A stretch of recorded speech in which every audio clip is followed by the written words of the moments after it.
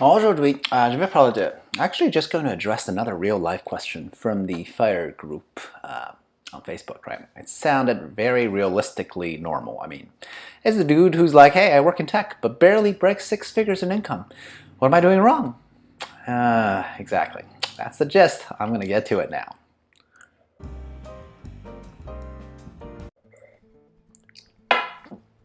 Hey, Zempak here. Another day not working for the man. Well, I am happy to be surviving in this terrible year for the market so far. It's a good thing that I have patience, eh? So instead, to entertain myself, I like looking at the questions real and normal people have, and I found this one, right? Let's first read the whole thing. I found it very, very reasonable, so here it is, and I quote, "Can someone help me understand how most posters in the FIRE group have an income between 250K to 500K? I don't understand what I'm doing wrong. I work in tech and barely make over 100K. I keep getting headhunter messages, and when I tell them I need over 120K, there's no response. My last 2 interviewers were shocked by my salary. But the cashier at Aldi went from $13.5 to $18.5 an hour just this year. I feel like I have a lot to catch up, but don't know how. Management positions is the chicken and the egg problem. If you don't have one, you don't get one.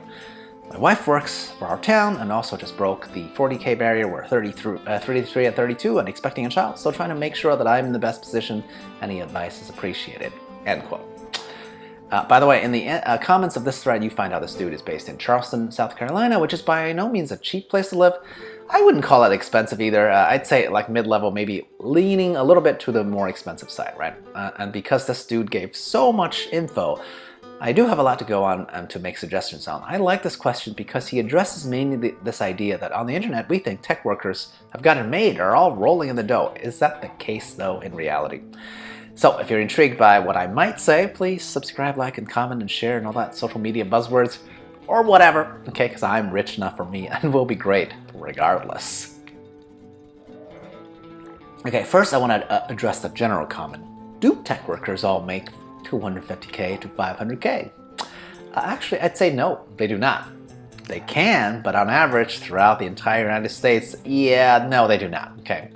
Tech is a very large and ambiguously defined field. I mean, in any company, anywhere USA, you might have an IT guy that works for whatever company, and technically he works in tech. Is that guy making $500,000? Oh, heck no. Okay, so this dude in the south of the USA talking about barely going over 100K and have no idea, where that's going. I think that sounds very reasonable to me, right? That's probably the case in the majority of the country. However, remember, we are talking about he's in a group that's interested in FIRE, right? There's naturally going to be a much more tech and data savvy crowd, and so tech workers are overrepresented in that smaller field already, right? And there are basically a handful of spots in the country where the concentration of tech companies is so immense that the income pressure on those companies starts to compound so severely that yes, in those small areas, little tech bubbles, total compensations for tech workers of a certain age and type can shoot upwards to $500,000 a year. But those are the exceptions and not the rule. And frankly, to a couple like the original posters here, right? The question I'd ask is, are you really sure you care about the most? That what you care about the most is the money? If that's the case, go chase those dollar dreams in Silicon Valley, right? Because that's where the money is. But as the OP says, he's about to have a kid, so, if Silicon Valley is the best place to raise a family, I guess absolutely not, but hey, I don't have any kids, so take my opinion on that one with a grain of salt, right? Point number 2, I love how this dude's question sounds so normal because he mentions how even his local Aldi's cashiers are seemingly getting a higher percentage raise than what he's hoping for, right? At least that's what I hope he means by mentioning that grocery store workers got a $5 bump, okay? Sure, $5 off of $13.5 in hourly rate is quite a bump percentage-wise, right? That is a 37% increase in pay. It is very hard to imagine most companies giving out 37% raises, right, on a singular year, right? That's because they're not, okay? I don't care what the grocery store is doing. Most people are not getting a raise that huge.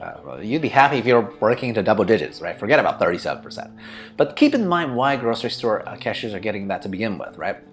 It's probably because they were underpaid to begin with, right? And when your beginning pay is so low, any reasonable quantity in bump sounds like a high percentage, right? It's hard to live anywhere in a I would say middle cost of living area like Charleston if you're at the very bottom of the pay scale, right? So that raise is not comparable to someone who's getting a safe, stable, white-collar paycheck, like a tech worker, who have much better flexibilities to work. Like, for instance, if you're white-collar, you can work from home sometimes if COVID ever flares up again. Grocery store workers don't have that option, so it's not the same at all.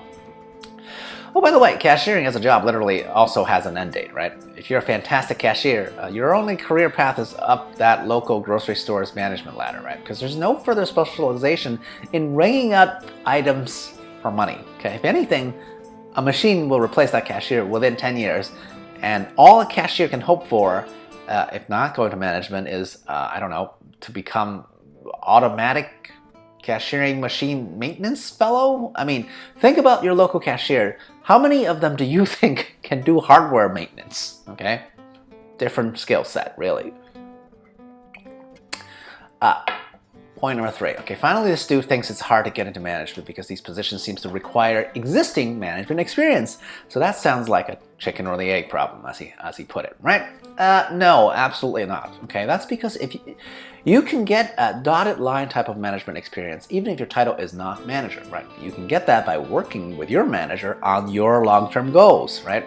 I'm assuming your manager is a reasonable human being who understands that he can only move up if his people are considered the best, right, in the organization. This dude has more than a decade of experience in his workplace. So frankly, I'd hope in that 10 years, he already has in some ways managed some people or have had that conversation with a manager or two about these long-term goals of his. If he hasn't, he should start immediately, right? Now, I know some people will be like, hey, my manager doesn't do that. He doesn't want to help or doesn't know how. If that's the case, I can tell you that that type of manager will never climb up the ladder. If he can't climb, you'll always be stuck right behind him. If that's the case, please go out and get a new manager immediately, right? The best managers want to mentor promising employees. And that's who you need to be if you have any ambitions at your workplace at all. So be proactive and go find that mentor, okay? Nobody's gonna give that to you. In conclusion, I actually think the OP is doing okay, right, for his area. Charleston, not a big tech town, okay, so I think he's being paid accordingly. His household income, counting 2 people, approaches 150K. I wouldn't call that flush, but he would need to up that to like 300K if he was moving to Silicon Valley, okay, if he wants a similar lifestyle. Now, if he did that, he'd be giving up his wife's state job, which presumably comes with some good public benefits, right? He'd probably be moving away from family and friends and such. A lot of people in the world would prefer to stay close to the place where they grew up. I get that, right? It really just depends on how ambitious somebody actually is. The money is out there to be chased if you want to chase it, if you really care about that. But life is always a compromise, right? To get more money, you have to give up something. So do your own cost-benefit analysis. I mean, you guys know what ultimately I picked, right? Which is freedom over more money. And it certainly works for me, okay? It's still working. So cheers, I'll approach it and think about your own choices.